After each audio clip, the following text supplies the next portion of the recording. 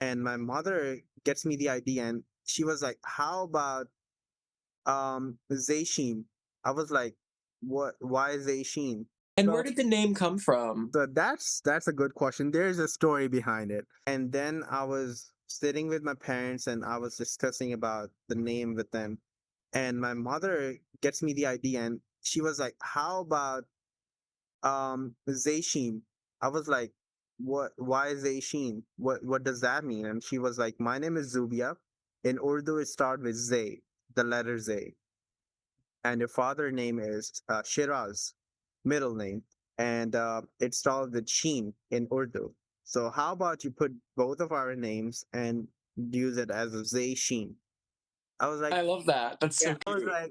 I was like, okay, that's a good idea. I wrote it down as I always do, and after 3 months, I was keep going with the same name, and then I we moved to Zayshen, and that's how we got the name Zayshen for our brand. I love that. Incredible. That was a long but cool story. So how we get the name? I think it's a good name. What do you think when you heard Zayshen? When you hear that, you don't know about the clothing or something, but when you hear the name, what do you think about it? I love that it's a family brand. I think that once you explain that, I think that is incredible because family is so important.